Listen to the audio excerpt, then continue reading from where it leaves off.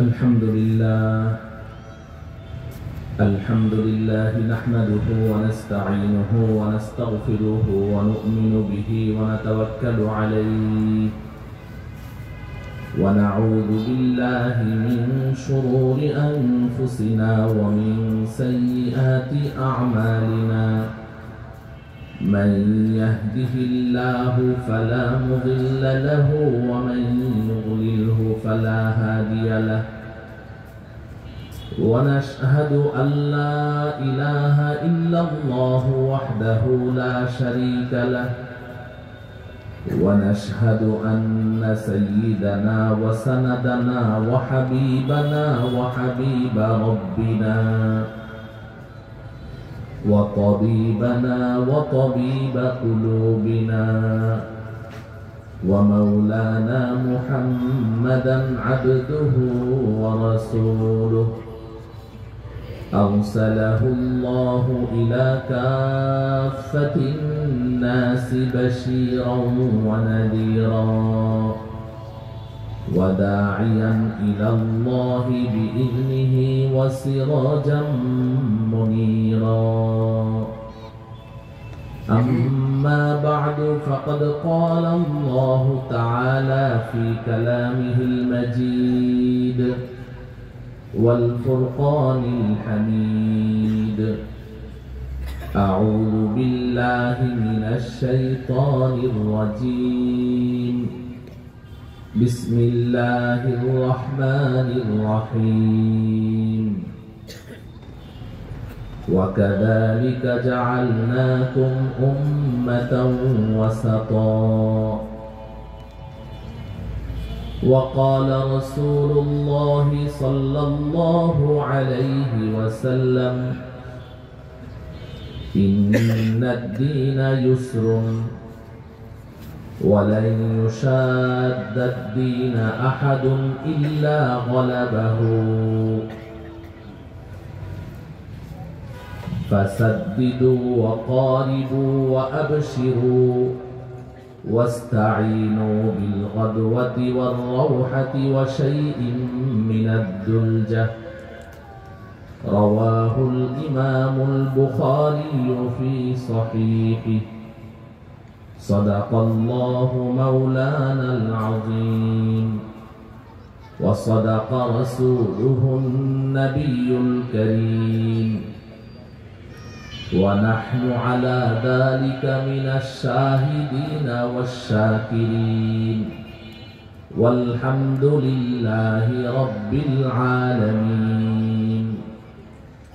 সকলে একবার মুহাব্বতের সাথে দুরূদ ইব্রাহিমি পড়ি اللهم صل على محمد وعلى آل محمد كما صليت على إبراهيم وعلى آل إبراهيم إنك حميد مجيد اللهم بارك على محمد وعلى آل محمد كما باركت على إبراهيم وعلى آل إبراهيم إنك حميد مجيد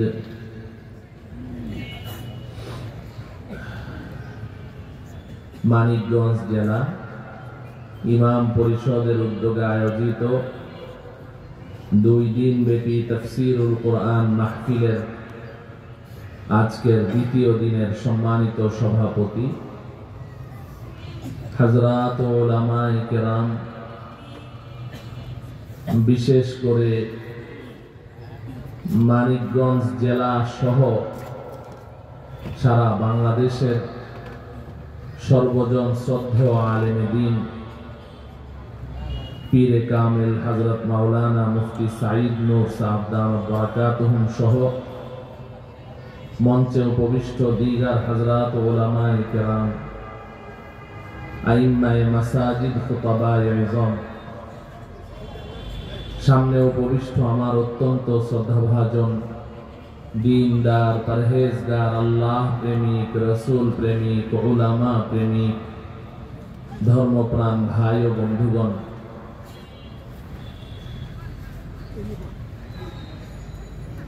हजरत मौलाना मुफ्ती साइद नूर साहब दामत बरकातुहुम সম্ভবত গত পরশুদিন আমাকে ফোন করে আজকের এই মাহফিল সম্পর্কে একটি দিক নির্দেশনা দিয়েছেন যে তোমাকে এই বিষয়ের উপর আলোচনা করতে হবে। যেই বিষয়টি হুজুর আমাকে দিয়েছেন ওই বিষয়ে আমার কোনো পড়াশোনা ছিল না, তো যেই বিষয়ে আমার পড়াশোনা নেই ওই বিষয়ে আমি কিভাবে আলোচনা করব। গতকালকে রাতে আমার যে মাক্তাবা আছে লাইব্রেরি, ওই লাইব্রেরি খুঁজে খুঁজে আমি আমার দুই ছেলে হাম্মাদ আর মুহাম্মদ তিনজনে খুঁজে পড়ে সুন্দর একটা কিতাব পেলাম, আল মাওসুআতুল ফিকহিয়া আল কুওয়েতিয়া, 42 ভলিউমের কিতাব। তার 7ম খণ্ডে এই বিষয়ে চমৎকার আলোচনা পেয়ে গেলাম, অনেক সুন্দর তাহকিকি আলোচনা। তো ওই কিতাবটা বের করে রেখেছি। ওই কিতাবের মধ্যে আরো 4-5টা কিতাবের রেফারেন্স দেয়া আছে, তার মধ্যে 2টি কিতাব আমার কাছে ছিল, সেগুলো বের করে সুন্দর করে রেখেছি যে আজকে সারাদিন পড়াশোনা করে তারপরে এসে আপনাদের সামনে আলোচনা করব।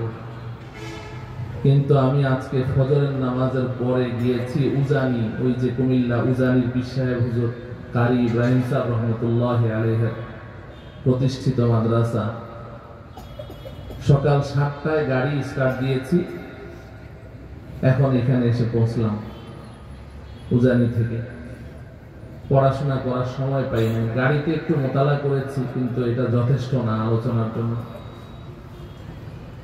তারপরেও ইচ্ছা ছিল, কিতাব গাড়িতে আছে, কিতাব 2টি এনে পড়ে পড়ে হুজুরকে একটু সবক শোনাবো, কিন্তু শরীরটা এত অসুস্থ বোধ করছি, মাথাটা এত ব্যথা করছে।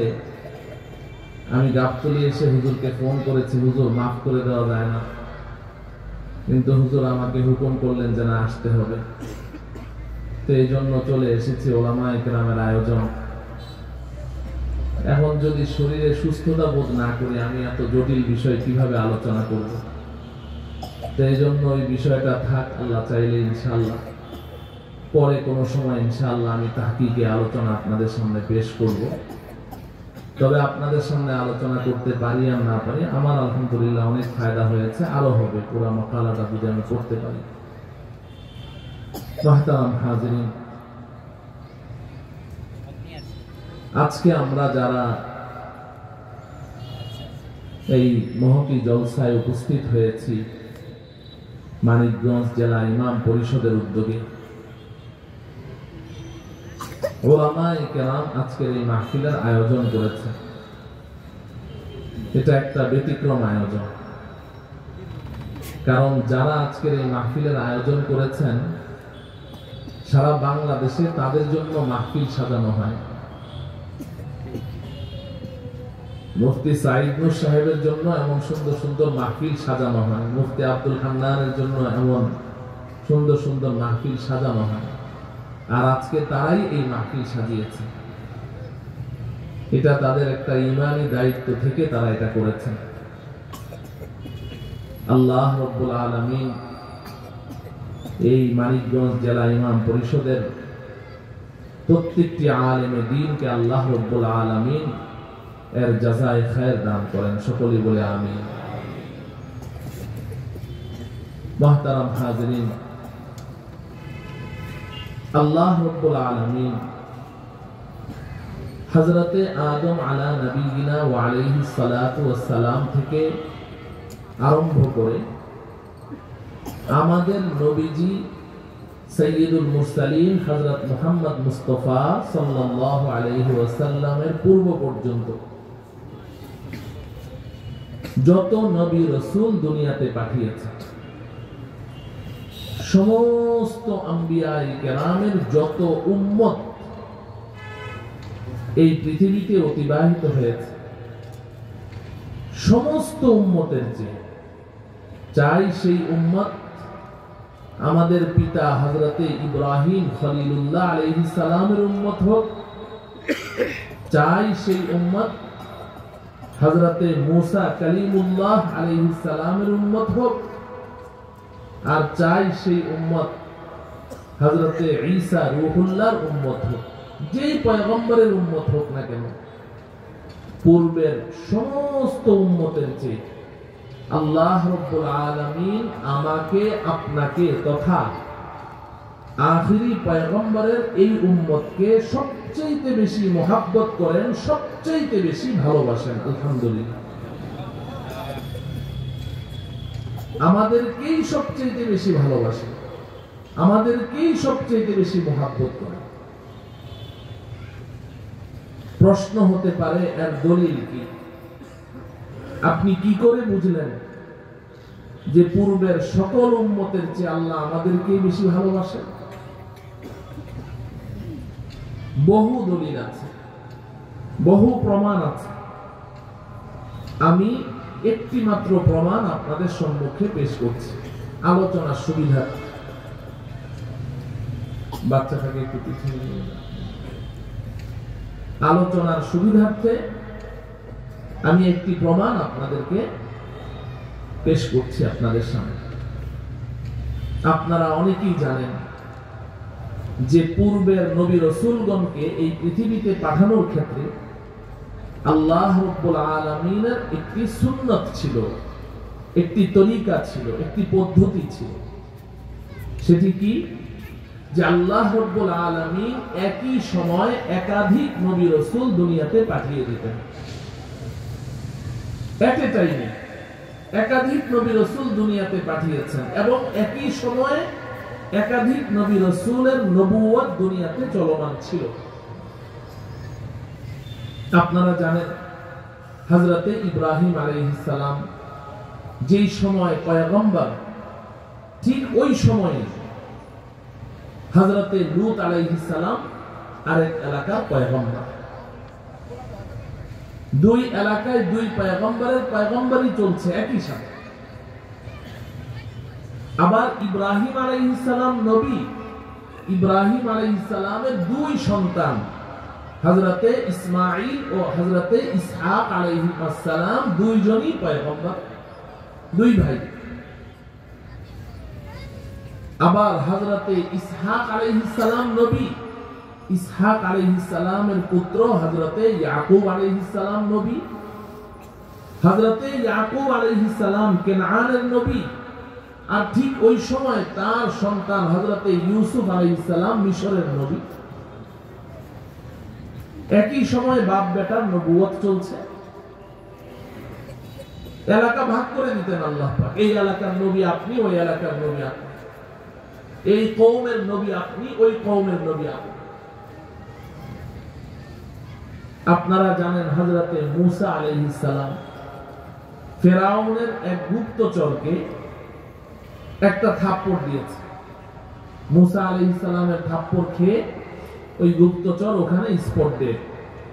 ফেরাউন এই কথা শোনা মাত্রই মুসা আলাইহিস সালামকে গ্রেফতার করার নির্দেশ দিল। মুসাকে যেখানে পাও গ্রেফতার করো, তাকে কতল করা হবে, কতলের কথা। মুসা আলাইহিস সালাম এই সংবাদ শুনে মিশর থেকে পলায়ন করেছে। পলায়ন করে বহু দূর দেশে গিয়ে যেই বাড়িতে মুসা আলাইহিস সালাম আশ্রয় নিয়েছিলেন, ওই বাড়ির মালিকও একজন নবী ছিলেন, হযরতে শুআয়ব আলাইহিস সালাম। মুহতারাম হাজিরিন, বলার উদ্দেশ্য হলো যে আল্লাহ রাব্বুল আলামিন পূর্বের নবী রাসূলগণকে এইভাবে এলাকা ভাগ করে, নবুয়তের এলাকা ভাগ করে করে তাদেরকে পাঠিয়ে দিতেন। পক্ষান্তরে আল্লাহ রাব্বুল আলামিন আমাকে আপনাকে যেই পয়গম্বর দিয়েছেন, যেই রাসূল দিয়েছেন, যেই নবী দিয়েছেন, আমাদের নবীর নবুয়ত কোন এলাকার জন্য সীমাবদ্ধ ছিল? কোন এলাকার সাথে সীমাবদ্ধ ছিল? আমাদের নবীজি আরব দেশের জন্য নবী হয়ে এসেছিলেন, এই উপমহাদেশের জন্য, ইউরোপের জন্য না।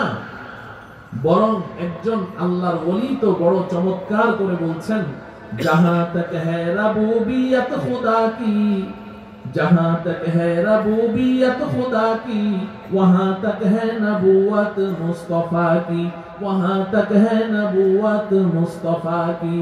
अल्लाह रब्बुल आलमीনের রবুবিয়ত, আল্লাহ পাকের খোদাই, আল্লাহ পাকের প্রভুত্ব যত যত জায়গায় চলে, আমার আপনার নবীর নবুয়ত তত তত জায়গায় চলে। আল্লাহ রব্বুল আলামিন, আলহামদুলিল্লাহি রব্বিল আলামিন। আলামিন, আলম এক বচন, আলামিন বহু বচন। আলম একটি জগৎ, আলামিন সমস্ত জগৎ, যত জগৎ আছে।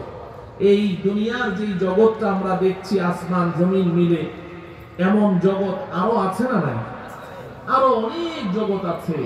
তো আমার আপনার রব, আমার আপনার আল্লাহ, তিনি সমস্ত জগতের রব, রব্বুল আলামিন, সমস্ত জগতের রব।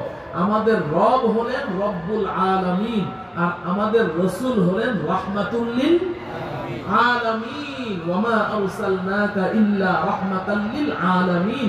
এখানেও কিন্তু আল্লাহ রব্বুল আলামিন আলামিন বহুবচন ব্যবহার করেছেন, রাহমাতুল লিল আলম বলেননি যে আমি শুধু দুনিয়ার জগতের জন্য আপনাকে রহমত স্বরূপ পাঠিয়েছি। না না না, ওয়ামা আরসালনাকা ইল্লা রাহমাতাল লিল আলামিন। আল্লাহ পাক যত যত জগতের রব, আমার আপনার রাসূল তত তত জগতের রাসূল। এমন একজন বিশ্ব নবী, এমন একজন শ্রেষ্ঠ নবী, শ্রেষ্ঠ পয়গম্বর আল্লাহ রাব্বুল আলামিন আমাকে আপনাকে দান করেছেন। এটাই তো প্রমাণের জন্য যথেষ্ট যে আল্লাহ পাক আমাদেরকেই সবচেয়ে বেশি ভালোবাসেন। বলেন ঠিক কিনা? যদি আমাদেরকে সবচেয়ে বেশি ভালো না বাসতেন তো রাহমাতুল লিল আলামিন আমাদেরকে দিতেন। মুহতারাম হাজিরিন, শুধু এতটুকুই নয়, আল্লাহ রাব্বুল আলামিন যে আমাদেরকে সর্বশ্রেষ্ঠ পয়গম্বর দিয়েছেন, এতটুকুর মধ্যে আল্লাহ পাক ক্ষান্ত থাকেননি, বরং একদিকে যেমন আমাদেরকে শ্রেষ্ঠ রাসূল দিয়েছেন, অপরদিকে আল্লাহ রাব্বুল আলামিন আমাদেরকে শ্রেষ্ঠ উম্মত বলে ঘোষণা দিয়েছেন। কুনতুম খায়রা উম্মাহ, তোমরাই হলে সর্বশ্রেষ্ঠ উম্মত, তোমরাই সর্বশ্রেষ্ঠ উম্মত। এখানে যেহেতু প্রচুর উলামায়ে কেরাম আছেন এবং আপনারা উলামায়ে কেরামের সোহবত ইয়াফতা জ্ঞানী গুণী লোক, আমি আপনাদেরকে একটা কথা শোনাই। মুফাসসিরিনে কেরাম বড় চমৎকার একটা কথা এখানে লিখেছেন, কুনতুম খায়রা উম্মাহ। আরবি ভাষার ব্যাকরণ অনুযায়ী এটার অর্থ হয় তোমরাই শ্রেষ্ঠ উম্মত ছিলে। কুনতুম, তোমরা ছিলে, খায়রা উম্মাহ, শ্রেষ্ঠ উম্মত। ভাই, আপনার বাবা যদি আপনাকে ডেকে বলে বেটা তুই তো ভালোই ছিলি, তার মানে কি এখন কথা বলে না এখন ভালো নাই? তুই তো একসময় কি ছিলি? ভালোই ছিলি। অর্থটা এমন দাঁড়ায় না?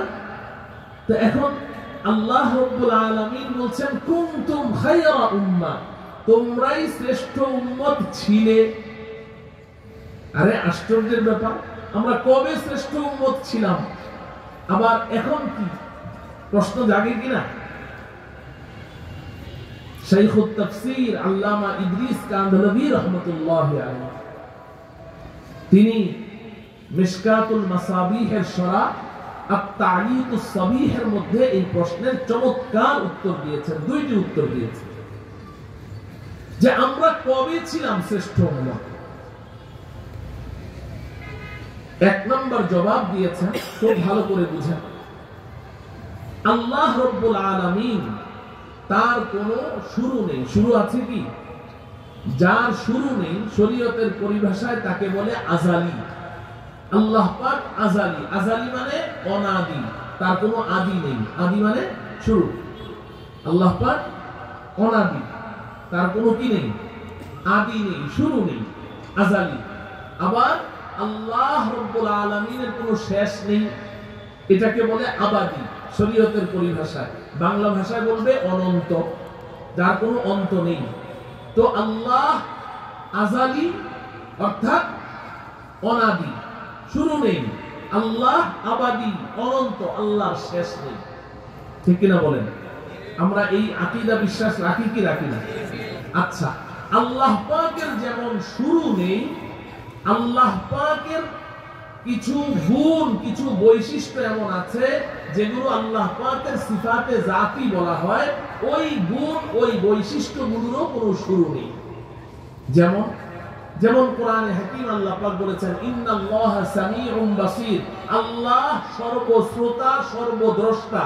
তো আল্লাহ পাক সব শুনেন, সব দেখেন। কবে থেকে শুনেন? কথা বলেন। আল্লাহ কবে থেকে শুনেন?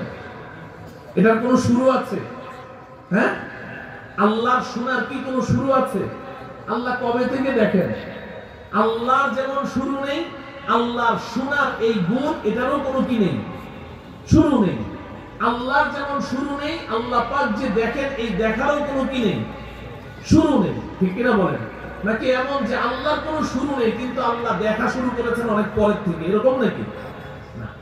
ঠিক ইন্নাল্লাহা আলিমুম বিযাতিস সুদূর, আল্লাহ পাক সর্বজ্ঞানী, সব জানেন। আল্লাহ পাকের এই ইলম, এই সব জানেন, এটা কবে থেকে জানেন? আল্লাহর যেমন শুরু নেই, আল্লাহর জানারও কোনো কি নেই, শুরু নেই। কথাটা কি বুঝে আসে আপনাদের? আচ্ছা, তো আল্লাহ যেমন আজালি, আল্লাহর ইলমও আজালি। আল্লাহ যেমন অনাদি, আল্লাহর ইলমও অনাদি। আল্লাহর যেমন শুরু নেই, আল্লাহর ইলমেরও কোনো শুরু নেই। তো আল্লাহ পাক কোরআনে হাকিমে বলছেন, কুনতুম খায়রা উম্মাহ, এই আখিরি পয়গম্বরের উম্মতেরা, তোমরা শ্রেষ্ঠ উম্মত ছিলে। কবে ছিলে?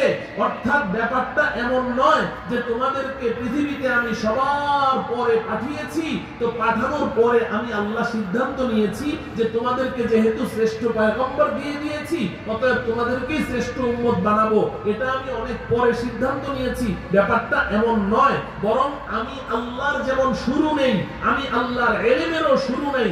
আমি আল্লাহ যেমন আজালি, আমার ইলমও আজালি। আমি যখন থেকে আছি, আমার ইলম তখন থেকে আছে। আমার ইলম যখন থেকে আছে, তখন থেকেই আমি আল্লাহ সিদ্ধান্ত নিয়েছি আখিরি পয়গম্বরের উম্মতকে শ্রেষ্ঠ উম্মত বানিয়েছি। আমার ইলমে আজালির মধ্যেই তোমরা শ্রেষ্ঠ উম্মত ছিল। এটা এমন নয় যে আমি পরবর্তীতে সিদ্ধান্ত নিয়েছি। জবাবটা কি বুঝতে পেরেছেন? 2 নম্বর জবাব দিয়েছেন আল্লামা ইদ্রিস কান্দলভী রহমতুল্লাহ আলাইহি, যে আমরা শ্রেষ্ঠ উম্মত ছিলাম। কবে ছিলাম? কোথায় ছিলাম? 2 নম্বর জবাব হলো, আমাদের নবীজির আগ পর্যন্ত, হযরতে আদম আলাইহিস সালাম থেকে আরম্ভ করে আমাদের নবীজির আগ পর্যন্ত যত নবী রাসূল আল্লাহ দুনিয়াতে পাঠিয়েছেন, প্রত্যেকটা নবী রাসূলের শরীয়তের মধ্যে আল্লাহ পাক এই কথা লিখে দিয়েছেন। যদি কিতাব নাযিল করেছেন, আর যদি কিতাব না দিয়েছেন তো ওহীর মাধ্যমে জানিয়ে দিয়েছেন যে আমার সর্বশেষ পয়গম্বর যে মুহাম্মদ মুস্তাফা সাল্লাল্লাহু আলাইহি ওয়াসাল্লাম আসবে, তার উম্মতই হবে সর্বশ্রেষ্ঠ উম্মত। অর্থাৎ পূর্বের সমস্ত নবী রাসূলের শরীয়তের মধ্যেই এই কথা সিদ্ধান্ত এবং বিধিত ছিল যে আমরাই সর্বশ্রেষ্ঠ উম্মত। তাইলে আমরা সর্বশ্রেষ্ঠ উম্মত ছিলাম 1 নম্বর কোথায়? আল্লাহ পাকের ইলমে আজালির মধ্যে। আমরা সর্বশ্রেষ্ঠ উম্মত ছিলাম 2 নম্বর কোথায়? সমস্ত নবী রাসূলের ইলমের মধ্যে, শরীয়তের মধ্যে। আল্লাহ রাব্বুল আলামিন দয়া করে, মায়া করে আমাদেরকে এই শ্রেষ্ঠত্ব দান করেছে। এই উম্মতের শ্রেষ্ঠত্বের বর্ণনা দিতে গেলে লম্বা সময়ের প্রয়োজন। নবীজি সাল্লাল্লাহু আলাইহি ওয়াসাল্লাম পরিষ্কার বলেছেন, মিশকাতুল মাসাবিহের হাদিস, নবীজি বলেন, হুররিমাতিল জান্নাতু আলাল আমবিয়া ক্বাবলা আন আদখুলাহা ওয়া হুররিমাতহা আলাল উমাম ক্বাবলা আন তাদখুলুহা। এই আমার উম্মত শুনো, আমি যতক্ষণ পর্যন্ত জান্নাতে প্রবেশ না করব, ততক্ষণ পর্যন্ত পূর্বের সমস্ত নবী রাসূলের জন্য জান্নাতের গেটকে আল্লাহ পাক হারাম ঘোষণা করেছেন। হুররিমাতিল জান্নাত, জান্নাতকে হারাম করে দিয়েছেন। আমার আগে কোন নবী রাসূলের জন্য জান্নাতে প্রবেশ করা জায়েজ নাই, হারাম। এরপর নবীজি বলছেন, ওয়া হুররিমাতহা আলাল উমাম ক্বাবলা আন তাদখুলুহা। এরপর নবীজি বলছেন যে আমার উম্মত যতক্ষণ পর্যন্ত জান্নাতে প্রবেশ না করবে পূর্বের সমস্ত উম্মতের জন্য জান্নাতের গেটকে আল্লাহ হারাম ঘোষণা করেছেন। মুহতারাম হাজিরিন, এই কথাগুলোকে আমি ভূমিকা স্বরূপ আপনাদের সামনে পেশ করেছি একটি মাসআলা বলার জন্য। সেটা হলো এই যে আল্লাহ রাব্বুল আলামিন আমাদেরকে এত বড় শ্রেষ্ঠত্ব দান করলেন, আমরাই সর্বশ্রেষ্ঠ উম্মত। এই শ্রেষ্ঠত্বের এই লকব, এই উপাধি, এটা একটা উপাধি, এটা একটা লকব, এটা একটা খেতাব। আমাদেরকে যে আল্লাহ পাক খায়রে উম্মতের এই খেতাব, এই উপাধি, এই লকব দান করেছেন, এই সম্মান দিয়েছেন, এই শ্রেষ্ঠ উম্মতের এই সম্মানটাকে ধরে রাখার জন্য আমাদের মধ্যে কিছু কোয়ালিটি কিংবা কোনো বৈশিষ্ট্য কিংবা কোনো গুণাগুণের প্রয়োজন আছে কি নাই? নাকি এমনি এমনি চলতে থাকবে অটো? আল্লাহ তো দয়া করে দিয়েছেন, শ্রেষ্ঠত্বের খেতাব দিয়ে দিয়েছেন, কুনতুম খায়রা উম্মাহ, আমরা শ্রেষ্ঠ উম্মত, উপাধি দিয়ে দিয়েছেন। কিন্তু এই শ্রেষ্ঠ উম্মতের এই সম্মানটা ধরে রাখার জন্য আমাদের মধ্যে কিছু বৈশিষ্ট্য বিদ্যমান থাকা জরুরি। আমি ওই সকল বৈশিষ্ট্য সমূহের মধ্য থেকে অন্যতম একটি বৈশিষ্ট্যের কথা আজকে আপনাদের সামনে পেশ করতে চাই। বরং আমি বলবো যেই বৈশিষ্ট্যটির কথা আজকে আপনাদের সামনে আমি সংক্ষেপে পেশ করার ইচ্ছা করেছি, এটি হচ্ছে বাকি সমস্ত বৈশিষ্ট্যের সমন্বয়কারী। এই একটি বৈশিষ্ট্য যদি আমার আপনার মধ্যে বিদ্যমান থাকে, আমি শ্রেষ্ঠ উম্মত থাকব। আর এই বৈশিষ্ট্যটি যদি আমার মধ্যে না থাকে, শ্রেষ্ঠ উম্মতের এই খেতাব আমার হাত থেকে, আমার কাছ থেকে ছিনিয়ে নেওয়া। প্রশ্ন হলো ওই বৈশিষ্ট্যটি কি, ওই গুণটি কি? আল্লাহ রাব্বুল আলামিন শ্রেষ্ঠ উম্মতের এই খেতাব ধরে রাখার জন্য, এই সম্মাননা ধরে রাখার জন্য যেই বৈশিষ্ট্যটি শর্ত, মানদণ্ড, ওই বৈশিষ্ট্যটি আল্লাহ পাক উল্লেখ করেছেন সূরাতুল বাকারা 142 নং আয়াতে। আমি ওই আয়াতের ছোট্ট একটু অংশ আপনাদের সামনে খুতবায় তেলাওয়াত করেছি। আল্লাহ রাব্বুল আলামিন বলেন, وَكَذَلِكَ جَعَلْنَاكُمْ أُمَّةً وَسَطًا। আল্লাহ পাক বলেন, এই আখিরি পয়গম্বরের উম্মতেরা, তেমনি ভাবে আমি আল্লাহ তোমাদেরকে উম্মতে ওয়াসাত করে সৃষ্টি করেছি। সুবহানাল্লাহ। উম্মতে ওয়াসাত, ওয়াও সিন ত, তিন হরফের তিন অক্ষরের একটি শব্দ। ওয়াও সিন ত, ওয়াসাত। এই তিন হরফের এই শব্দের মধ্যে আল্লাহ রাব্বুল আলামিন ওই বৈশিষ্ট্যটি উল্লেখ করেছেন যার উপরে নির্ভর করে আমাদের সৃষ্টি। এখন প্রশ্ন হলো, ওয়াসাত শব্দটি কি? আমার সাথে বলেন, শব্দটি কি বলেন তো? ওয়াসাত, ওয়াও সিন। এই শব্দটিকে আপনি সিনের মধ্যে সাকিন দিয়েও পড়তে পারবেন ওয়াসতুন, আবার সিনের মধ্যে জবর দিয়েও পড়তে পারবেন ওয়াসাতুন, একই অর্থ। ওয়াসতুন অর্থ মধ্যখান, ওয়াসাতুন অর্থ কি? মধ্যখান। কিন্তু আহলে লুগাতগণ ওয়াসতুন আর ওয়াসাতুনের মধ্যে একটু পার্থক্য করেছেন। দুটোটার অর্থই মধ্যখান, কিন্তু ওয়াসতুন শব্দটা সিনের মধ্যে যদি সাকিন দিয়ে পড়া হয় তাহলে এটার জন্য একেবারে মিডিলে থাকা জরুরি না। ধরেন এই যে মাহফিলের প্যান্ডেলের নিচে আপনারা যারা বসে আছেন, যদি কেউ ওই কর্নারে বসে আছে কিংবা ওই কর্নারে বসে আছে কিংবা পেছনে বসে আছে, তাকেও এই কথা বলা যাবে হুয়া ফি ওয়াসতিল হাফলা, সে মাহফিলের ভেতরে আছে। ভেতরে থাকলেই ওয়াসতুন শব্দের প্রয়োগ এটা শুদ্ধ হয়ে যাবে। কিন্তু ওয়াসাতুন সিনের মধ্যে জবর দিয়ে পড়বেন, তখন এই শব্দটার প্রয়োগ ওই ব্যক্তির উপরেই শুরু হবে যে নাকি পুরা প্যান্ডেলের একদম মিডল পয়েন্টে বসে আছে। তাকেই বলা হবে হুয়া ফি ওয়াসাতিল হাফলা, যে উনি মাহফিলের ঠিক মাঝখানে আছে। কোরআনে কারীমে আল্লাহ রাব্বুল আলামিন সিনের মধ্যে সাকিন দিয়ে বলেননি, সিনের মধ্যে জবর দিয়ে বলেছেন ওয়াকাযালিকা জাআলনাকুম উম্মাতান ওয়াসাতা, তেমনি ভাবে আমি আল্লাহ এই পয়গম্বর, এই উম্মতে মুহাম্মাদি, এই আখিরি পয়গম্বরের উম্মতেরা, আমি আল্লাহ তোমাদেরকে উম্মতে ওয়াসাত বানিয়েছি। ওয়াসাত, সিন জবর সা দিয়ে ওয়াসাত বানিয়েছি, অর্থাৎ একদম মাঝখানের মধ্যখানের উম্মত করে আমি আল্লাহ সৃষ্টি করেছি। এখন একটা প্রশ্ন, যে আল্লাহ পাক আমাদেরকে মধ্যখানের উম্মত বানিয়েছেন, এটা আবার আমাদের বৈশিষ্ট্য। আরে ভাই, মধ্যখান মাঝখান তো তখনই হবে যখন দুই ধারে কিছু থাকে। আমরা তো সবার শেষ, আমাদের পরে আর কোন উম্মত আছে? তা আমরা মধ্যখানের উম্মত হলাম কি করে? মধ্যখানের জন্য তো দুই ধারে কিছু থাকা লাগবে। আমি যদি একটা আঙ্গুল উত্তোলন করে বলি যে এখানে মাঝখানের আঙ্গুল কোনটি, আপনি বলবেন হুজুর একটার মধ্যে আবার মাঝখান হয় কেমনে? যদি দুইটা বলি, যেমন আমি আর হুজুর পাশাপাশি বসে আছি, আমি যদি বলি বলেন তো আমরা দুইজনের মধ্যে মাঝখানে কে বসে আছে, বলবেন দুইজনের মধ্যে আবার মাঝখান হয় কেমনে? কিন্তু যদি তিন আঙ্গুল উত্তোলন করে এবার বলি মাঝখানে কোনটা, বলবেন এটা, ঠিক কিনা? তাহলে মধ্যখানের জন্য তো দুই ধারে কিছু থাকতে হবে, তাই না? দুই ধারে কিছু না থাকলে তো মধ্যখান হয় না। আমি যে এলাকা থেকে এসেছি, আমার পার্শ্ববর্তী এলাকার নিয়ম হলো একবার হজ করলে হাজি, আর তিনবার হজ করলে আলহাজ।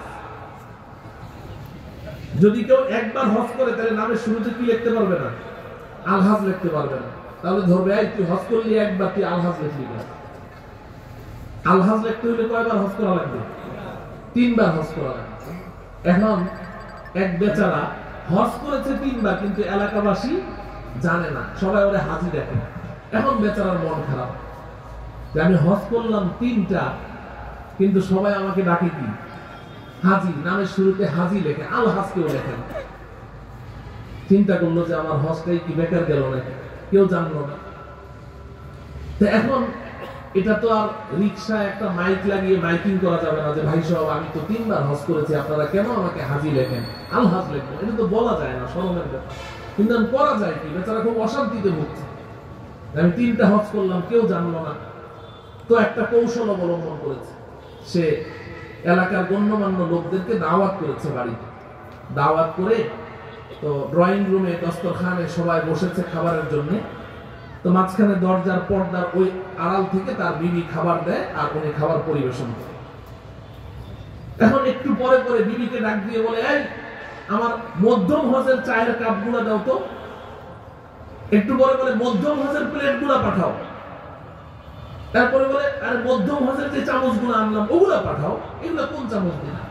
এখন এলাকার লোকজন চাওচাই করছে, কি ব্যাপারটা কি? মধ্যম হজ বলে, তাহলে তো বোঝা গেল উনি তো আরো হজ করেছে। আমরা তো জানি একটা, আমরা এতদিন বেচারাকে হাজি হাজি ডাকলাম, বেচারার উপর তো অনেক জুলুম হয়ে গেল, তো ক্ষমা চাওয়া লাগবে। তখন তারা জিজ্ঞাসা করছে যে হাজি সাহেব আসলে আপনি হজ কয়টা করেছেন? আমি তো তিনটা হজ করেছি। ওহো, তাইলে তো আমাদের ভুল হয়ে গেছে, আমার মাপতে আপনাকে তো আলহাজ বলা উচিত। তো তাইলে যখন মধ্যম বলে তখনই বোঝা যায় যে দুই ধারে কি দুইটা আছে, কথা বুঝে আসে। তো এখন আল্লাহ রাব্বুল আলামিন আমাদেরকে বলছেন ওয়াকাযালিকা জাআলনাকুম উম্মাতান ওয়াসাতা, এই উম্মতে মুহাম্মাদি আমি আল্লাহ তোমাদেরকে মাঝখানের উম্মত বানিয়েছি। মাঝখানের উম্মত কি? এই প্রশ্নের জবাব দিয়েছেন এই উপমহাদেশের শ্রেষ্ঠ মুফাসসিরে কোরআন, শ্রেষ্ঠ মুফতি আযম হযরত মুফতি শফি রাহমাতুল্লাহি আলাইহি তাফসীরে মারিফুল কোরআনের মধ্যে এই আয়াতের তাফসীর করতে গিয়ে তিনি এই প্রশ্ন উত্থাপন করেছেন এবং এর জবাব দিয়েছেন যে আল্লাহ আমাদেরকে মাঝখানের উম্মত কেন বললেন, মধ্যখানের উম্মত কেন বললেন, এটা একটু আপনারা বুঝেন। এই কথাটাই আপনাদেরকে আমি আজকে বোঝাতে চাই। হযরত মুফতি শফি রাহমাতুল্লাহ আলাইহি লিখেছেন যে আমাদের পূর্বে বনি ইসরাইল নামে একটা গোষ্ঠী অতিবাহিত হয়েছে, শুনেছেন? এরা দুই ধরনের গুনাহ করত, দুই ধরনের পাপের সাথে জড়িত ছিল। মারাত্মক ধরনের দুইটা গুনাহ এদের মধ্যে ছিল। একটা গুনাহ ছিল এক গ্রুপ, তারা আল্লাহ পাকের বিভিন্ন আহকাম বিধান নিয়ে বাড়াবাড়ি করত। বিভিন্ন বিধান নিয়ে কি করত? বাড়াবাড়ি করত, কঠোরতা করত। আল্লাহ তাদেরকে যতটুকু দেয়নি তার চেয়ে বেশি করত, বাড়াবাড়ি। আর আরেক দল ঠিক এর উল্টা ছিল, তারা আল্লাহ পাকের বিভিন্ন আহকাম নিয়ে ছাড়াছাড়ি করত, ঢিলামি করত, শিথিলতা করত। বাড়াবাড়ি কি করত?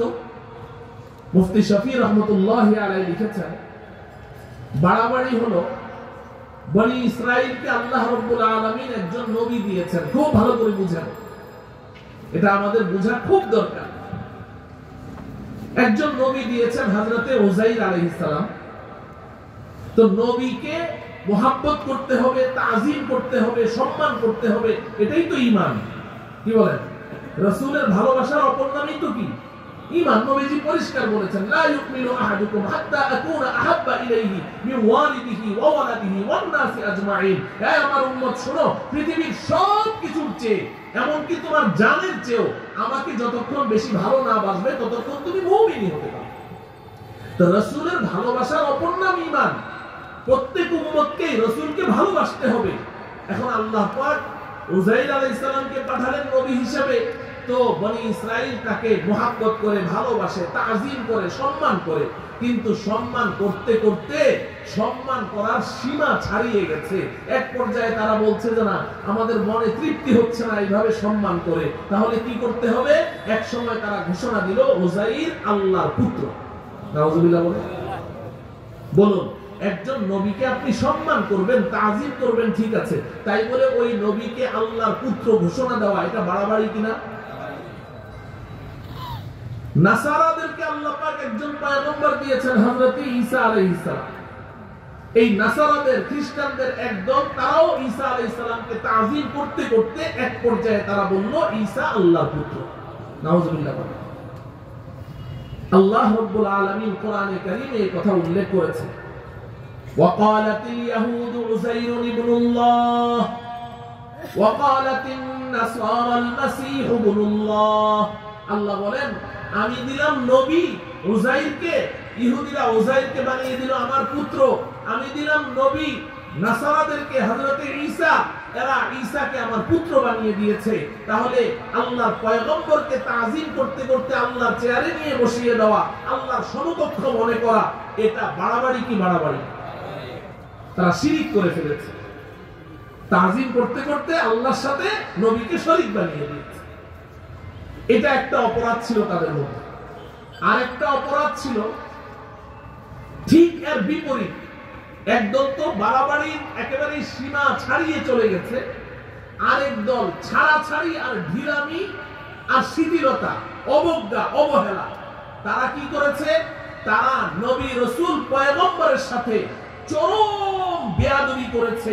নবী রাসূল পয়গম্বরকে এতটা অবজ্ঞা, অবহেলা করেছে যে নিজ হাতে কয়েকশো নবী রাসূলকে তারা হত্যা করে দিয়েছে। নাউযুবিল্লাহ বলেন। এটা ছাড়াছাড়ি কিনা? এটা ছাড়াছাড়ি। এবার বুঝেন, হযরত মুফতি শফি রহমতুল্লাহি আলাইহি বলেন যে পূর্বের উম্মত আল্লাহর বিধান নিয়ে কেউ বাড়াবাড়ি করত আর কেউ ছাড়াছাড়ি করত। আল্লাহ পাক এবার আমাদেরকে বলছেন, ওয়াকাদালিকা জাআলনাকুম উম্মাতাও ওয়াসাতা। এই উম্মতে মুহাম্মাদি, আমি যে তোমাদেরকে শ্রেষ্ঠ উম্মত করে পাঠিয়েছি, তোমাদের শ্রেষ্ঠত্বের একমাত্র বৈশিষ্ট্য হলো তোমরা উম্মতে ওয়াসাত, মাঝখানের উম্মত। অর্থ কি? অর্থ হলো ওই বনি ইসরাইলের একদল যে বাড়াবাড়ি করছে, তোমরা বাড়াবাড়ি করতে পারবে না, তোমাদের মধ্যে কোনো বাড়াবাড়ি থাকবে না। বনি ইসরাইলের আরেক দল ছাড়াছাড়ি করেছে, তোমাদের মধ্যে কোনো ছাড়াছাড়ি থাকতে পারবে না। তোমরা বাড়াবাড়ি থেকেও দূরে থাকবে, ছাড়াছাড়ি থেকেও দূরে থাকবে। তোমরা মধ্যম পন্থা অবলম্বনকারী, ভারসাম্যপূর্ণ উম্মত হিসেবে আমি আল্লাহ তোমাদেরকে বানিয়েছি। বাড়াবাড়িও করা যাবে না, ছাড়াছাড়িও করা যাবে না। এই উম্মতে ওয়াসাত, ভারসাম্যপূর্ণ মধ্যম পন্থা অবলম্বনকারী উম্মত, এই ওয়াসাত নামের এই বৈশিষ্ট্য, এই গুণ, এটা যতদিন আমার মধ্যে বিদ্যমান থাকবে ততদিন পর্যন্ত আমি খায়রে উম্মত, শ্রেষ্ঠ উম্মত। আর যদি আমি বাড়াবাড়ির শিকার হয়ে গেলাম কিংবা ছাড়াছাড়ির দলে চলে গেলাম, তাহলে আমি আর খায়রে উম্মতের অন্তর্ভুক্ত থাকতে পারব না। আমি আশা করি উম্মতে ওয়াসাত, এই ওয়াসাত শব্দটি আমি আপনাদেরকে বুঝাতে পেরেছি। এবার আপনাদের কাছে আমার একটা প্রশ্ন, যে আল্লাহ রাব্বুল আলামিন আমাদের শ্রেষ্ঠত্বের মাপকাঠি মানদণ্ড বর্ণনা করেছেন উম্মাতাও ওয়াসাতা, মধ্যম পন্থা অবলম্বনকারী উম্মত, বাড়াবাড়িও নাই ছাড়াছাড়িও নাই। বলেন, বাড়াবাড়িও নাই ছাড়াছাড়িও। এবার আমি আপনাদের কাছে জানতে চাই, ইনসাফের সাথে জবাব দেন, আমাদের মধ্যে বাড়াবাড়ি আছে না নাই? ছাড়াছাড়ি আছে না নাই? বাড়াবাড়িও আছে, ছাড়াছাড়িও আছে। বুঝে বলেছেন তো? অথচ আল্লাহ রাব্বুল আলামিন আমাদের শ্রেষ্ঠত্বের মাপকাঠি এবং মানদণ্ড বলে দিলেন, উম্মতে ওয়াসাত, তোমরা বাড়াবাড়ি থাকতে পারবে না, ছাড়াছাড়ি থাকতে পারবে না। এখন প্রশ্ন হলো, আপনারা তো বলেছেন বাড়াবাড়ি আছে, ছাড়াছাড়ি আছে, কেউ বুঝে বলেছেন, কেউ না বুঝে বলেছেন। প্রশ্ন হলো, বাড়াবাড়িটা কি আছে আমাদের মধ্যে? প্রশ্ন হলো, ছাড়াছাড়িটা কি আছে? যদি এই বাড়াবাড়ি আর ছাড়াছাড়ি কি, এগুলো যদি আমরা চিনতে পারি, তবেই না এগুলো থেকে দূরে সরে থাকতে পারবো। না চিনলে কি দূরে সরে থাকা যাবে? না। একটা কালনাগিনী, অজগর সাপ, বিষাক্ত, এটা যে চিনে সে সাপ দেখলে পালাবে, যে চিনে না সে পালাবে পালাবে না। এই মজলিসের মধ্যে ধরেন 1 বছরের একটা বাচ্চা, 1.5 বছরের একটা বাচ্চা, এখন হঠাৎ করে একটা অজগর কালনাগিনী সাপ ভেতরে ঢুকলো, একজনও এই প্যান্ডেলের ভেতরে থাকবে না, সব ভেঙে চলে যাবে, কিন্তু ওই বাচ্চাটা ও বসে থাকবে, ও পালাবে না। ও চিন্তা করবে যে আজকে নতুন একজন খেলার সাথী পেলাম, অনেক সুন্দর চেহারা, ও চেষ্টা করবে গিয়ে ওকে ধরতে, ওর সাথে খেলা করতে, ঠিক কিনা বলে? তো এখন যারা বাড়াবাড়ি চিনে না, যারা ছাড়াছাড়ি চিনে না, তারা তো ওই বাড়াবাড়ি দেখলে মনে করবে, বাহ কত সুন্দর, এটাই না তাকওয়া, এটাই না পরহেজগারি, এটাই না ইবাদত বন্দেগী, ঠিক কিনা? চিনতে হবে তো। তা আমি উদাহরণ হিসেবে এই উম্মত কিরকম বাড়াবাড়ির মধ্যে আছে, কিরকম ছাড়াছাড়ির মধ্যে আছে, আমি একটু শুধু ইশারা করে যাব। আল আকিলু তাকফিহিল ইশারা, জ্ঞানী গুণীদের জন্য ইশারাই যথেষ্ট। শিরোনাম আকারে আমি দুটো কথা বলে যাব। আল্লাহ রাব্বুল আলামিন আমাদেরকে বুঝার তৌফিক দান করেন। বনি ইসরাইল নবী রাসূল পয়গম্বরকে নিয়ে বাড়াবাড়ি করতে করতে আল্লাহর সাথে শরীক করে দিয়েছে, ঠিক কিনা বলেন? আল্লাহর পুত্র ঘোষণা করার অর্থ কি? মানুষের পুত্র তো মানুষই হয়, তাই না? মানুষের সন্তান মানুষ হয়, বিড়ালের সন্তান বিড়াল হয়, গরুর সন্তান গরু হয়, তাহলে আল্লাহর সন্তান আল্লাহ হবে। তাইলে এটা শরীক করলো কি করলো না? শরীক করলো, আল্লাহর সাথে সরাসরি শরীক করেছে। এই উম্মত আমাদের নবীজিকে আল্লাহর পুত্র ঘোষণা করেনি, কেউ করেনি, করেছে না। আমাদের জানা মতে এই পর্যন্ত যত বাতিল, যত পথভ্রষ্ট, যত গোমরাহ দল এসেছে, কেউ আমাদের নবীজিকে আল্লাহর পুত্র বলেনি।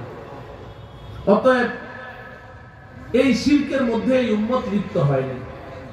কিন্তু আমার প্রিয় ভাই, আজকে আমি যে কথাটা আপনাদেরকে বুঝাতে চাই সেটা হলো, বনি ইসরাইল এক রকমের শিরিক করেছে, এই উম্মত আরেক রকমের শিরিক করে, ওটাও শিরিক।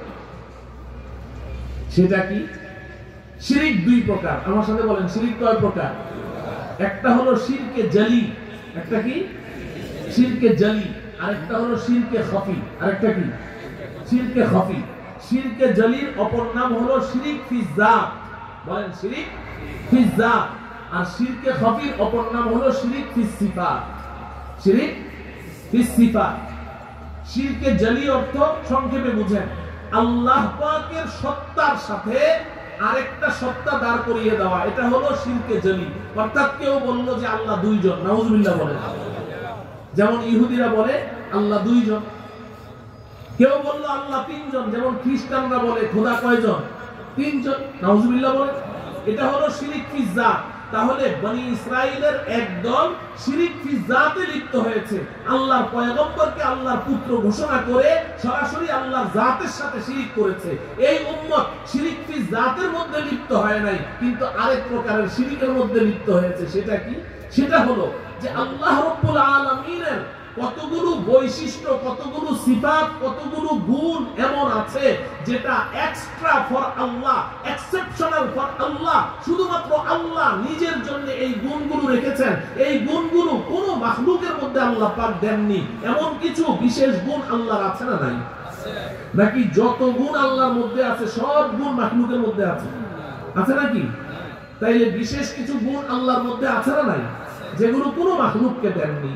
যেমন উদাহরণস্বরূপ আমার আপনার ঈমানের সাথে অঙ্গাঙ্গিভাবে জড়িত আমাদের এই বিশ্বাস যে আল্লাহ রাব্বুল আলামিন একই সময়ে সর্বত্র বিরাজমান, ঠিক কি না? আল্লাহ সব জায়গায় সমানভাবে বিদ্যমান।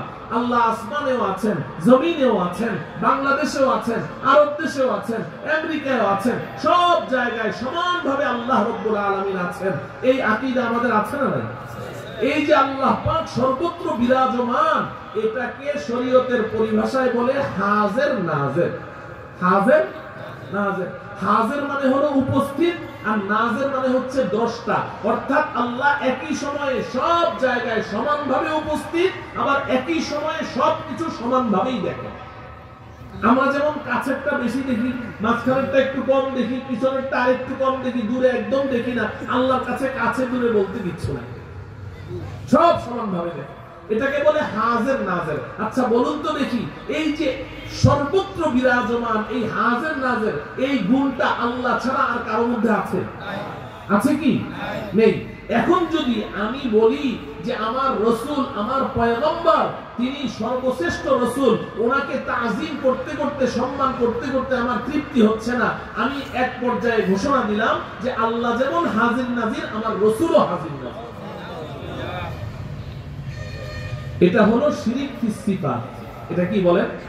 আমার সাথে বলেন, শিরিক ফি সিফাত। সিফাত মানে গুণ। আল্লাহর গুণের সাথে শরীক করলাম না? আল্লাহর গুণের সাথে শরীক করলাম কিনা? আচ্ছা, এবার আমার এই কথা এতটুকু বুঝলে বলেন তো দেখি, আমাদের দেশে এই জাতীয় মুসলমান আছে না নাই? যারা মনে করে আল্লাহ যেমন সর্বত্র বিরাজমান, আমার রাসূলও সর্বত্র বিরাজমান। নাউজুবিল্লাহ পড়ে। এরকম বিশ্বাস লালনকারী মুসলমান বাংলাদেশে আছে না নাই? আছে। সংখ্যা একেবারেই কম না। আরে আমি তো বলি যে ওই ইহুদি নাসারাদের থেকে আরো কয়েক ডিগ্রি আগে আমরা বেড়ে গেছি। আপনাদের মানিকগঞ্জের মধ্যেই আছে একজন পীর সাহেব। ওই পীর সাহেব ঘোষণা দিয়েছেন যে আমি খানকার ভিতরে বসে আমার মুরিদানদের সব আমি দেখতে পাই। শুধু তাই না, উনি নাকি এটা বলেছেন যে আমার মুরিদদের নখের ভিতরে কি আছে ওটাও আমি খানকার ভিতরে বসে দেখতে পাই। তো আমি ওই পীর সাহেবের খানকার পাশে একটা ছোট্ট মাহফিলে গিয়েছিলাম আজকে থেকে অনেক বছর আগে। তো আমি ওই মাহফিলে পীর সাহেবকে সম্বোধন করে বললাম, পীর সাহেব হুজুর, আপনার মুরিদানদের নখের ভিতরে কি আছে ওটা আপনি একলা দেখেন কে? আমিও দেখি, নখের ভিতরে হয় মাটি আছে, নাহলে ঘু আছে, আর কি আছে? বলেন ঠিক কিনা? এগুলো বাড়াবাড়ি কিনা বলেন? এটা কি বাড়াবাড়ি না? ও আমার প্রিয় ভাই, আপনাদেরকে মজার জন্য শোনাচ্ছি না, নিজের ঈমানের হেফাজতের জন্য শোনাচ্ছি। আপনারা খায়রি উম্মত, আপনারা শ্রেষ্ঠ উম্মত। আমি কাউকে কটাক্ষ করার জন্য বলছি না। এই বাড়াবাড়িটা আমরা কোন চরম পর্যায়ে নিয়ে গেছি। আমার দাদার বাড়ি, নানার বাড়ি কুমিল্লা। আমি আজকে এই যে কুমিল্লা থেকে এই মাত্র আসলাম, এই যে উজানি পিসা হুজুরের দরবার থেকে, ওখানে আমি বয়ান করে আসতেছি।